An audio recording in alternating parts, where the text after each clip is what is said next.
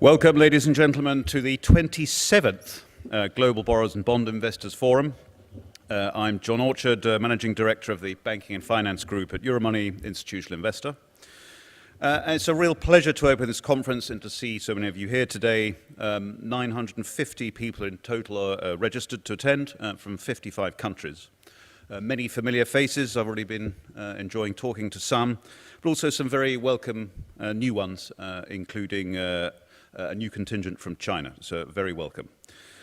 Certainly for me, and I think for many of you, June isn't quite the same without this event. I first came to this conference in 1996, when it was still in its infancy. In the meanwhile, it's become a kind of midsummer home for a big chunk of the primary debt markets. More importantly, it's an extraordinary place to get business done. The borrowing institutions attending here this time represent around $1 trillion of annual issuance. And there'll be, we think, about 1,000 meetings taking place here over the next 2 days among banks and their clients. And I wish you and those meetings well, and I hope you do plenty of useful business.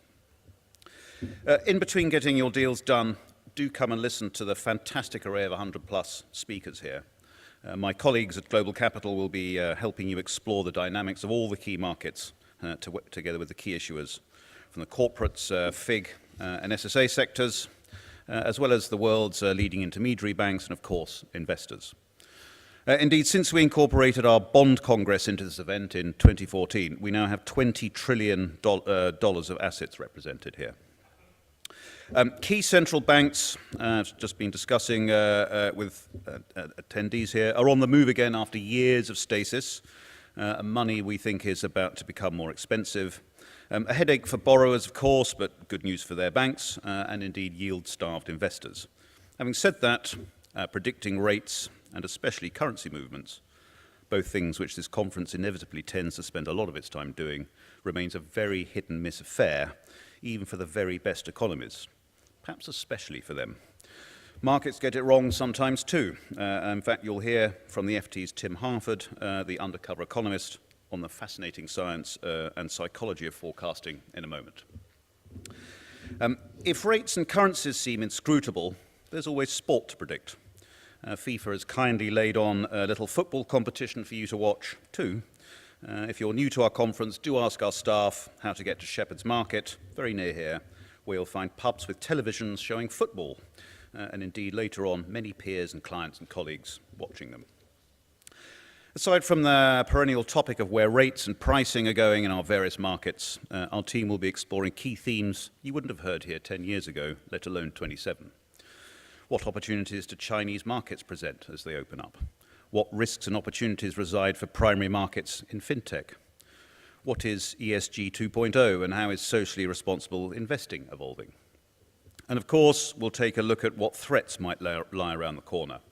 James Gorman overnight said that markets should remain paranoid. Global Capital's Toby Files will chair a session in a moment about the immediate tangible threats. And tomorrow, Charlie Cobbett will take a look at the less likely but more impactful black swans that might be out there.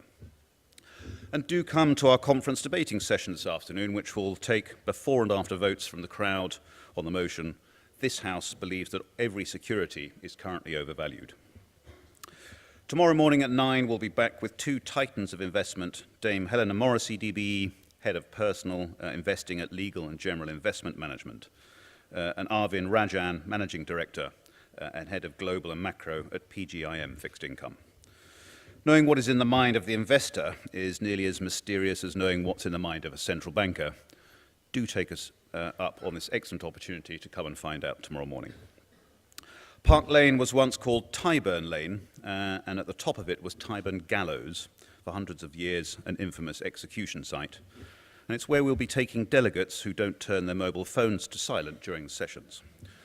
On a couple of other housekeeping points, this conference, like all our conferences, is open to the media, and we encourage questions, social media posts, tweets and more. Our Twitter hashtag today is #EMBorrowers. Do please download the conference app. On it you'll find the agenda, speaker, biographies, the delegate messaging service and plenty more. Finally, I really want to thank our sponsors, without whom, of course, this convention wouldn't exist. This list on the wall behind me shows you who they are, and they're on the conference app too. We really appreciate your business and your input very much. And of course, I'd like to thank the Euromoney team, who work almost non-stop throughout the year on this event. We always want to improve it, so do please make sure you provide your feedback on the survey we'll send you later today. I really hope you enjoy the conference, that you get some business done, that you enjoy the company of old friends, and hopefully make some new ones. Thank you very much for joining us. That's all from me, so please join me in welcoming to the stage our opening keynote speaker, Tim Harford. Tim. Well, thank you so much. Thank you, John. My name's Tim Harford. I write for the Financial Times. I'm an economist. And as an economist, of course, I have many, many opinions about the future, about what it means to see into the future, about what it means to give a forecast. And since John began by addressing the issue of forecasting the football, I wanted to reflect on a football-related forecast I saw a couple of years ago now, and what it teaches us about this forecasting game. So this was a forecast concerning the English Premier League. And as you may remember, a few years ago, the English Premier League, there was a shock victory by Leicester, who weren't expected to win anything and suddenly ended up winning the entire year's worth of games, winning the Premiership title. And halfway through that season, the BBC's football correspondent, a gentleman called Phil McNulty, wrote an article in which he said, okay, look, at the beginning of the season, I said Chelsea would win the title and Leicester would come bottom. We're halfway through the season, Leicester are top, Chelsea are near the bottom, their manager's just been sacked. So it would be hard for me to have given a worse forecast than I just gave. All credit to him for owning up to his error. He then wrote, this is the incredible thing, I'd like to give you my new forecasts. And what's perhaps even more incredible is I then went on to read the article. And he has given the world's worst forecast, at least in sport, and I'm reading what he has to say now about the future. And at that point I thought to myself, that there's something strange. The psychology of this is weird. This is like snack food. This is like Pringles. You know, I'm just kind of consuming these forecasts, not because I believe they're going to do me any good, but because I just can't resist them. So that's something worth bearing in mind whenever somebody offers you a forecast. The demand for forecasts is an extraordinary thing. But what I really want to talk about this morning is the supply of forecasts. How we produce forecasts, how we think about the future, and what we can learn about the forecasts that go wrong.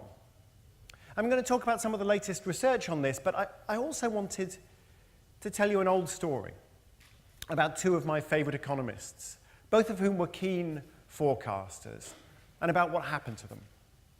So one of them needs no introduction whatsoever. His name is John Maynard Keynes, perhaps the most famous economist of the 20th century, still so famous today that even now economists split themselves into, the Keynesians and, whatever it is the other lot call themselves. The other economist, the other forecaster, a contemporary of Keynes, a little older, not well remembered today. But in his day, he overshadowed Keynes. He was the most respected, the most famous economist on the planet. And his name was Irving Fisher. And Fisher and Keynes had a lot in common. They both went to excellent universities. They both won prizes. Keynes won prizes for mathematics. Fisher won prizes for everything, actually. Fisher won prizes for classics, for rowing. He was this great fit man, goatee beard, barrel chest. He actually wrote a book in 1915 called How to Live, a diet and exercise guide from the world's leading economists. This is when economists really had some ambition. How to Live. Sold 500,000 copies. Great success. So Fisher won prizes for rowing. He won prizes for debating. He was a great speaker, actually, Irving Fisher, as was Keynes, a very charismatic man. Keynes once gave a speech, and the Canadian ambassador, a guy called Douglas Le Pan, witnessed this speech and wrote, "This is the most beautiful creature I have ever seen. Am I looking at an angel or a human being?" You maybe getting the same feeling at the moment? No? Okay. This is the effect that John Maynard Keynes had on people. It was certainly the effect that John Maynard Keynes had on Douglas LePan. He was a mesmerizing speaker. So they're both scintillating students, both amazingly charismatic speakers, both great writers, wrote a lot of books, wrote a lot of newspaper columns, both, of course, remarkable academics who transformed our understanding of macroeconomics. But none of that's why I'm interested in Fisher and Keynes. As I said, Fisher and Keynes are both fascinated by the forecasting game. And in fairness to both of them, they were personally committed to it. They didn't just want to offer forecasts to boost their status. They thought that by understanding the economy and by forecasting its future, they could make money. So let's talk about what they did. So Fisher first. Fisher had this problem that if he wanted to make money as an investor, he didn't really have any money.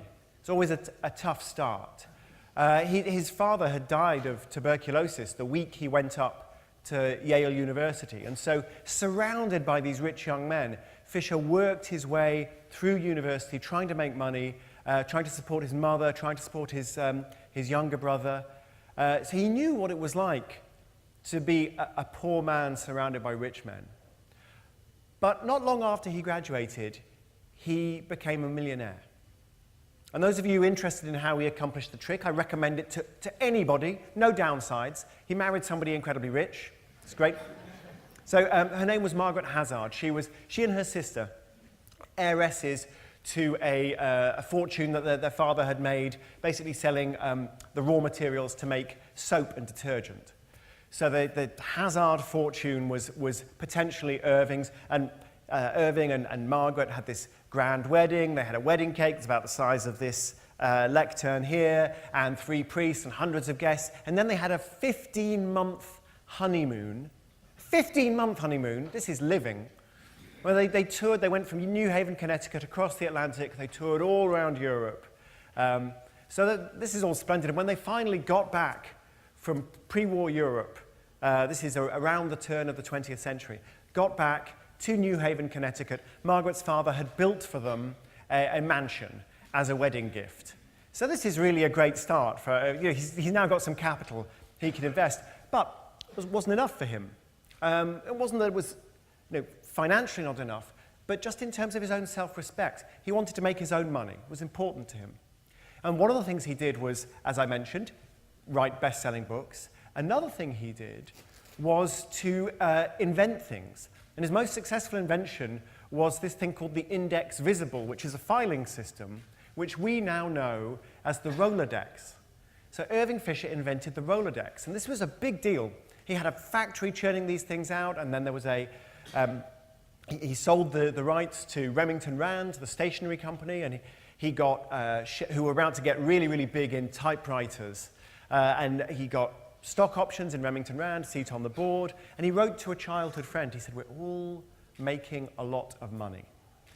He also, and this is more relevant to his forecasting, he also got involved in the compilation of inflation statistics. So it's very important for Irving's academic work that he has good data on inflation. He understands what the price level is doing, how prices are moving. But this is 100 years ago. The governments are not collecting good inflation data. And so, some people would say governments are not collecting good inflation data now, but they certainly weren't doing it 100 years ago.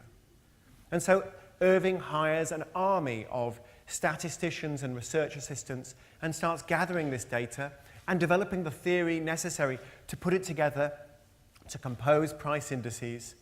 And that's very useful for his academic work, and of course, it's quite some advantage over other academics who can't afford to hire a floor full of research assistants.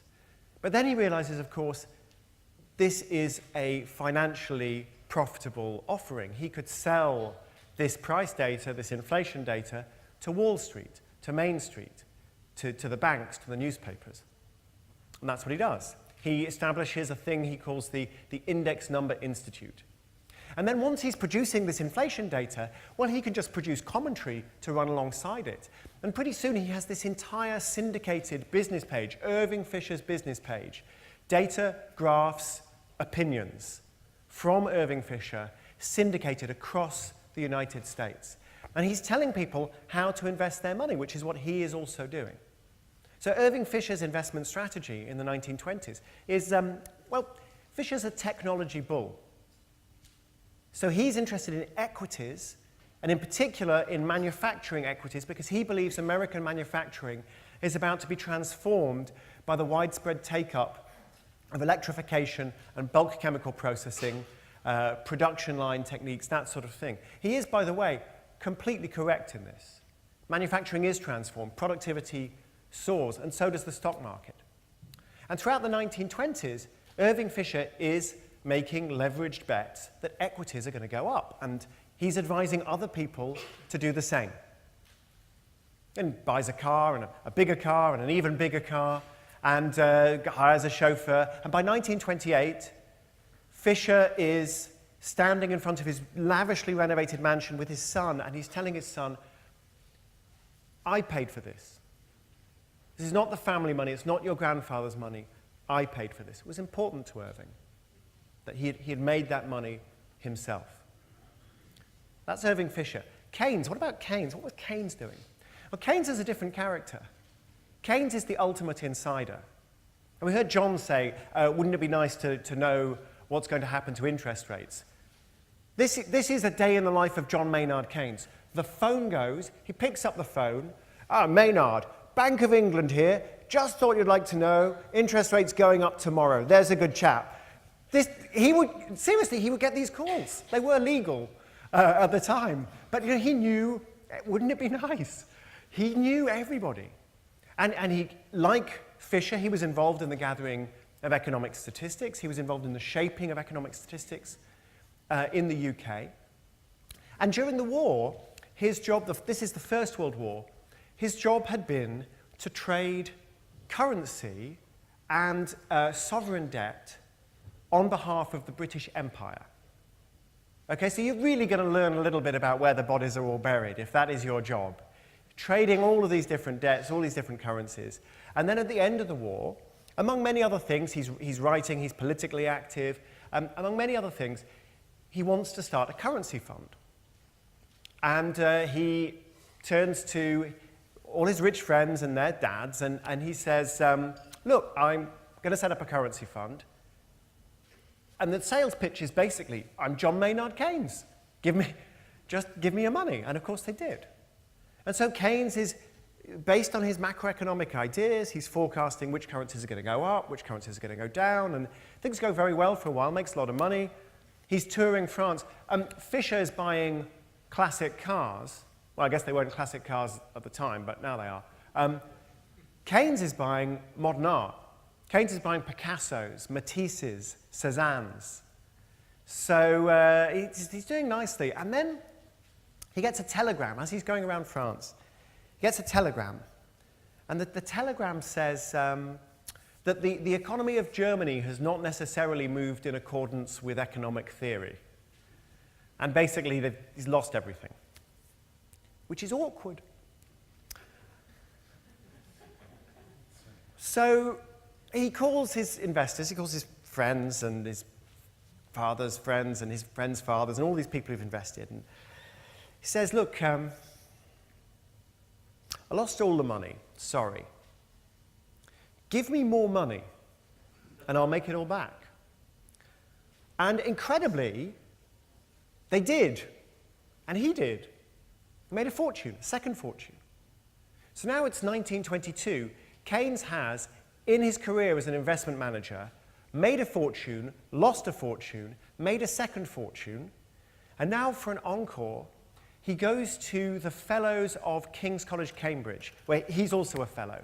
It's centuries old, this institution. If you ever see photographs of Cambridge, you're basically looking at photographs of King's College, Cambridge. That is how iconic this institution is. And Keynes turns to the Fellows of King's College, Cambridge and says, look, it's all kind of boring what you're doing.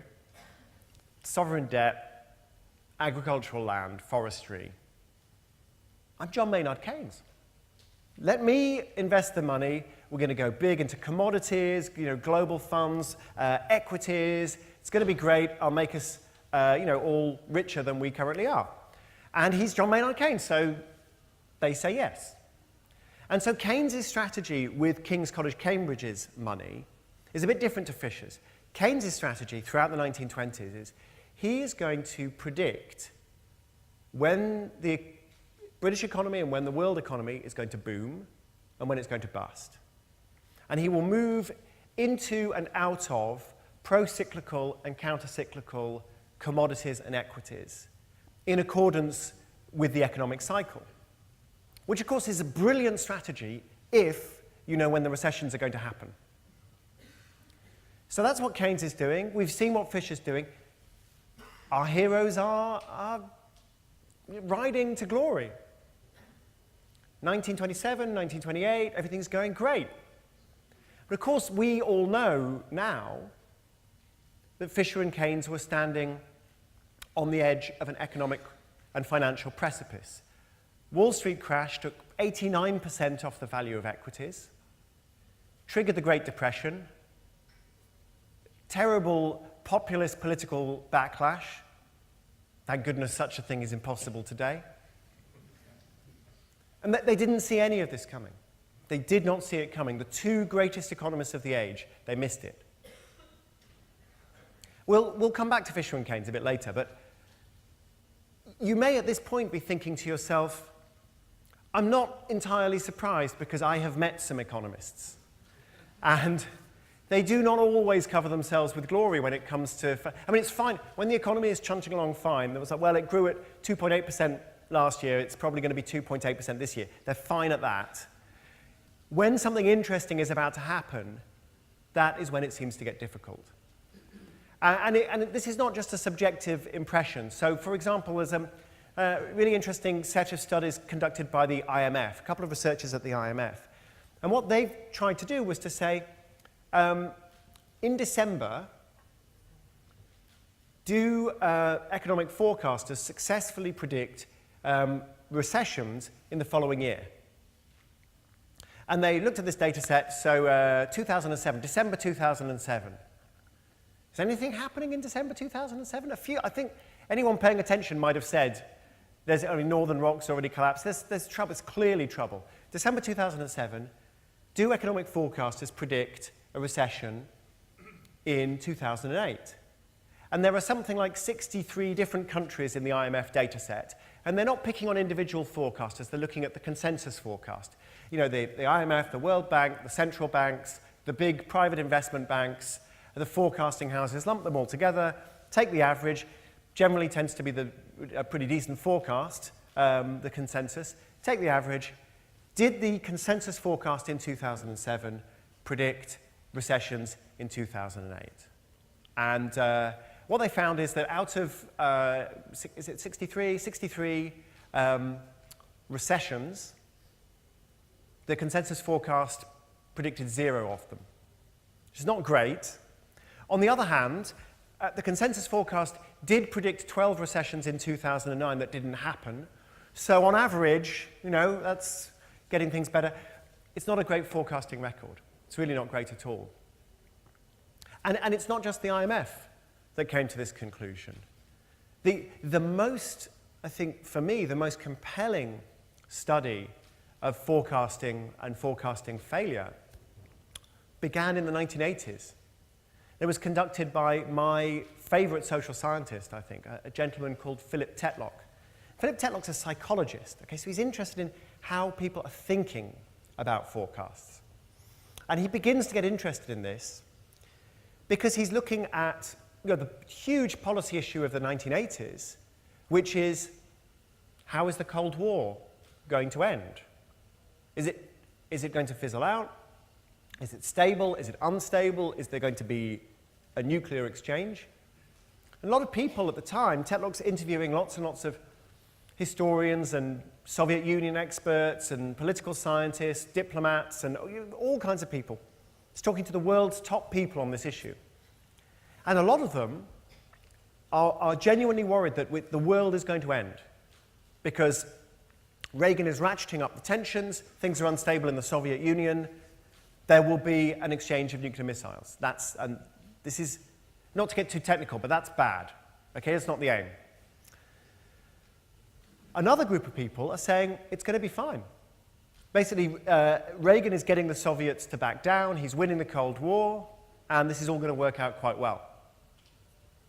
And of course, we now know which half were right, but at the time, Tetlock could see that half of the experts were wrong. He just didn't know which half. And remember, this is not a kind of manufactured for TV, two talking heads arguing with each other just for the sake of something to watch on the evening news. These are serious people being asked in private, what do you think is going to happen? And half of them are wrong. And Tetlock said to himself, this isn't okay, is it? Because this is the most important issue in the world at the moment. And I have talked to dozens of the world's leading experts, and half of them are completely wrong. I just don't know which half. That can't be okay. What does it even mean to be an expert if half of you can't get this right? Most of us at that point would just have shrugged our shoulders, but Tetlock said, no, I'm going to look into this. And Tetlock began a long, long process of gathering expert forecasts as a way of just trying to understand how this whole game worked. And Tetlock did two things in particular I think were very interesting and really differentiated himself from other people looking at forecasts. The first is that he gathered a very wide range of forecasts, but in each case, he asked for specific forecasts with deadlines. So it wouldn't be something like, well, do you think that Angela Merkel is likely to run into political opposition? Right? No, it's kind of vague stuff. It would be, how many seats will the Republicans win in the midterm primary? Yeah? What will Italy's debt to GDP ratio, according to the IMF database, be on the 31st of December 2019? It's specific things with a specific deadline so that afterwards you could always go back and say, you were right, or you were wrong. Because a lot of the forecasts that we hear all around us, they're vague, there's no deadline, there's a lot of wiggle room, a lot of room for excuses. And that makes sense if forecasts, remember the forecast I first told you about, a forecast about Leicester City going to win the Premiership or not. That sort of forecast is really just something to talk about, something to chat about. It's got no great significance, it's entertainment. And Tetlock didn't want entertaining forecasts. He wanted to understand who it was who could figure out what made the world tick and who couldn't. So I said he did two things that were unusual. The first thing was the specific, quantifiable forecast with a deadline. The second thing that Tetlock did is he waited an awfully long time, which is useful if you're trying to understand how people see into the future. But Tetlock began this project in the mid-1980s, and he published his initial results in 2005.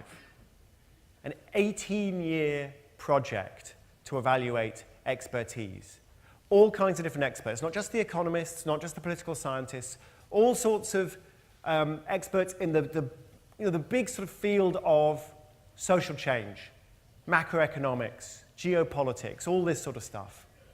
And he talked to journalists, to academics, to diplomats, to spies, various different academic disciplines. He asked them all to make these forecasts. He gathered tens of thousands of forecasts from over 300 different experts. And at the end of this epic research program, when he published his results, I'm going to simplify them because his book, it's called Expert Political Judgment. How good is it? How do we know? Wonderful book, subtle, full of interesting details. I'm just going to oversimplify.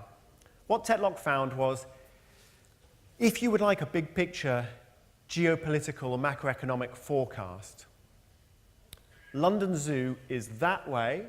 Get yourself a chimp. They're cheaper and they're just as good. That's what he found. I simplify, but that is basically what he found. We can't do it. None of us can do it. It's not just the economists. It's not just the political scientists. It's not just the academics. It's not just the journalists. We can't do it. And at that point, I think anybody looking at forecasting, anybody interested in forecasting would have said, well, okay, that's it. Forecasts are like Pringles. Yeah, they really are. They're just snack food. They can be momentarily satisfying, but nobody should ever pretend that they are doing you any good at all. But there was one person who did not give up on the idea of forecasting. And that person was Philip Tetlock himself. He launched another forecasting tournament. He sent me an invitation to participate. This is now 7 years ago, April the 1st, 2011. It's a great day to be asked to participate in a forecasting tournament. He said, look, Tim, you know my work, you know what I've been doing. I'm going to do it all again. I've got money from the US intelligence services. I'm going to go bigger. I'm going to talk to more people. In the end, he ended up interviewing not 300, but 20,000 different forecasters from all walks of life.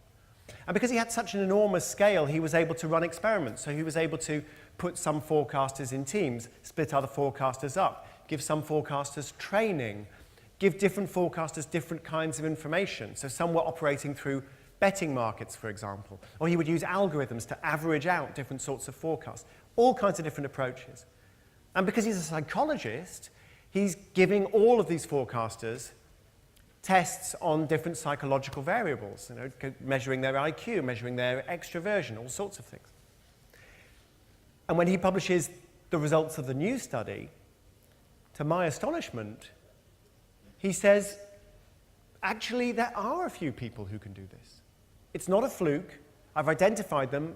They're getting better and better over time. Not very many of them, and they're not perfect, but they're better than the chimps, which means they're better than us. And he called them, with a little degree of hype, he called them the super forecasters. So what is it that these people are doing that I'm not doing and that most of you are not doing? Because this is unusual. What is it that makes a super forecaster? Well, there are a few things. One is super forecasters keep score.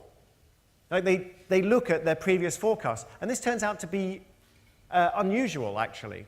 So there's a classic study of forecasting by two psychologists called Baruch Fishoff and Ruth Baith, conducted in the 1970s. And they asked people, just ordinary people, a bunch of students, make some forecasts about what's going to happen. Nixon's going to China, he's going to the Soviet Union. Is he going to meet with Chairman Mao? Is the US going to give diplomatic recognition to China? What's going to happen? People made a few forecasts, and they wrote down the probability of these forecasts. There's a 25% chance this will happen. There's a 65% chance this will happen. And then Fishoff and Baith came back afterwards and said, okay, Nixon did this, here's what happened, blah, blah, blah, blah. What was your forecast of all of these events, 15 events? What probability did you write down? And people systematically misremembered what they'd said to make themselves feel better. So they put down that something was 30% likely, and then it happened. Afterwards, they'd say, oh, I said that was 70% likely. And remember, this is already people who've gone to two unusual steps, which is they've made a probabilistic forecast and they've written it down, and they're still not remembering what it is they thought, what it is they said. They're still viewing their own forecasting record through highly rose-tinted spectacles. They think they're good at forecasting, and they're not. So super forecasters don't make that mistake. They write their forecast down, they keep a note, they go back, and they look. Because that's the only way you get better.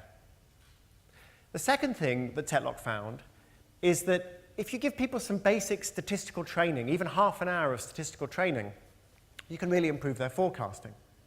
So this, for example, is advice such as, let's say you're trying to forecast whether a dictator is going to be toppled. Well, find out the base rate. What's the base rate? Well, the base rate is, well, dictators do get toppled from time to time. So in a given year, how often does a dictator get toppled? 3%, 5%, 20%? How often does it happen? Well, if you have that piece of information before you do anything else, you're going to make better forecasts. Obviously, you modify the base rate, you adjust it, you look at events, but the base rate gives you a good starting point. the base rate of a recession in a developed economy is about, if I remember, about 12%. In any given year, it's about a 12% chance of a recession. It's just not a bad thing to bear in mind.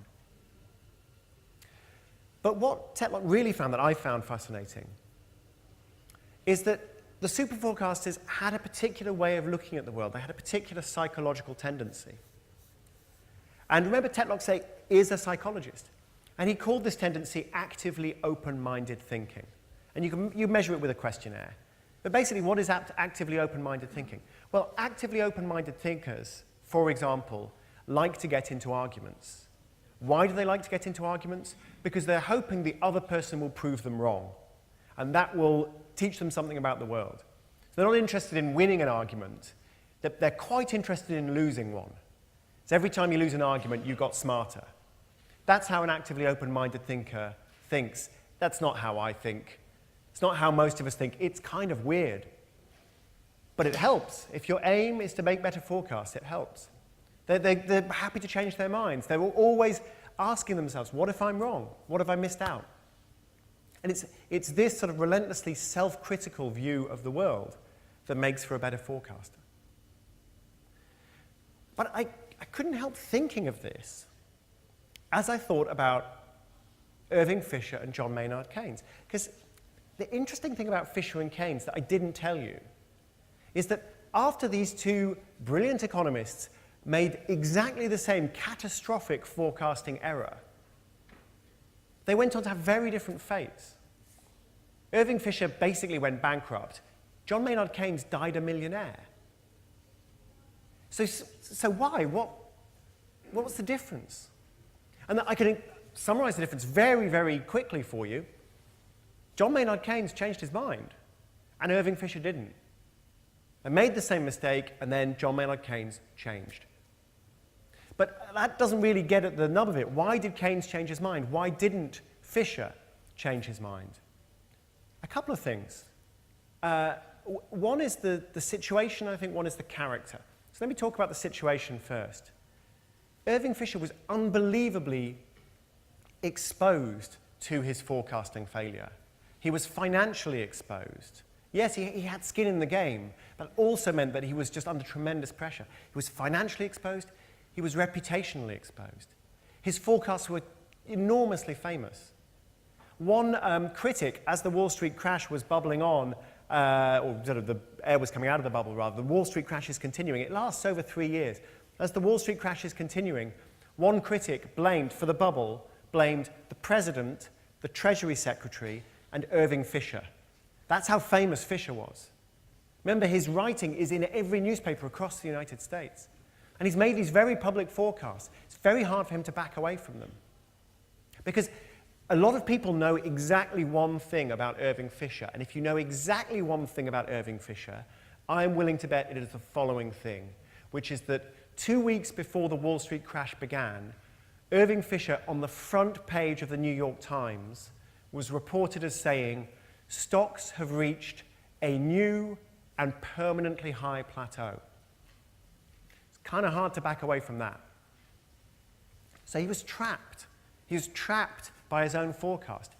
Keynes, on the other hand, very different situation. So Keynes is making his forecast in private. He's embarrassing himself in front of close colleagues, but not in front of the nation.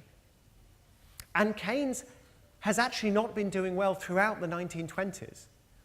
So there's a study of Keynes' investment record with King's College, Cambridge, by Elroy Dimson and other academics. Paul Chambers, Elroy Dimson, Paul Chambers, if I remember rightly. And Dimson and Chambers find that Keynes is nearly 20% behind the market benchmark towards the end of the 1920s. So he's been investing for 7 years, 1922 to 1929, and over those 7 years, he's lagged behind a cumulative 20%. It's not a disaster, it's not great. And that meant that as the Wall Street crash was coming in 1929, Keynes is asking questions of himself. What am I doing wrong? What do I need to do differently? He didn't see the crash, but he was ready to do something. He was ready to change. And so when the crash came, he moved, changed his approach. And actually, he adopted what we'd now regard as a sort of Warren Buffett-style value-driven investing, long-run equity plays, sort of high dividend yields. You know the kind of thing that Buffett's famous for. Actually, Buffett often cites Keynes as one of his inspirations. So moving away from this situation where he was making these big macro forecasts of when is the economy going to boom and bust, to a situation where the forecasts are all micro. They're all, how good does this company look? How good does the management look? How good are their defenses against competition? How good are their profit margins? Very different sort of game. And when Keynes died in 1946, according to Dimson and Chambers, by the end of the 25-year run, he was 6% per year ahead, cumulatively, ahead of the market benchmark, having been 20% behind over the first 7 years. It's a pretty good record. It's not quite Warren Buffett, but it's a pretty good record. It's testament to the power of changing your mind. But I said that was partly to do with the situation, but it was also partly to do with the characters of these men. Irving Fisher believed in the power of numbers, believed that fundamentally the world could be understood. If you got enough data, if you thought hard enough, if your theories were strong enough, you could see into the future. You could do it. Inherently, deep down, if you were smart enough, the world was predictable. And one of his rivals, forecasting rivals, once said about Fisher, "Oh, Irving, he's a splendid fellow, but his problem is he thinks that the world is ruled by numbers. It's really ruled by feelings." John Maynard Keynes never had this view. John Maynard Keynes always knew that this was hard. I mean, if he hadn't learnt it when he lost his first fortune in 1920, 1921, he certainly thought all of this through in his writings. There's a famous passage in the General Theory where Keynes talks about long-range forecasts, interest rates in 10 years' time, the prospect of a European war 20 years hence. And he says, about these things, there is no scientific basis on which to form any probability whatsoever. We simply do not know. Fisher, instead, is saying the sagacious businessman is always forecasting. These two very different views of the world. One that says you might be able to get it right sometimes. The other that says we can get it right all the time if we work hard enough, if we get enough data. And Keynes' much more uncertain, much more self-critical view, I think, although he wasn't a great forecaster, it helped him be a better forecaster than he already was. But perhaps more importantly, when his forecast failed, it helped him get out of that situation. The same quality that Tetlock identified in his super forecasters that said, you will be a better forecaster if you're self-critical, if you're always checking your own record, if you're open-minded, if you're always engaging with people who point out where you're wrong. That same quality that makes you a better forecaster also means that you'll do better when your forecasts fail. Fisher and Keynes died within a few months of each other, shortly after the Second World War. Irving Fisher was alone. He'd lost his mansion. He'd lost his reputation. He'd only been rescued from bankruptcy by his sister-in-law writing a check from the family fortune to pay his income tax bill, the ultimate humiliation for a proud man. Keynes, a millionaire, most celebrated economist on the planet, the toast of the Bretton Woods Conference. When he died, he's reported to have said, "I should have drunk more champagne." I remember him for saying something else. And, ironically, he probably never said these words, but he lived them. When the facts change, I change my opinion. What do you do? I wish he'd had the chance to teach that lesson to Irving Fisher. Thank you very much for listening. Thank you.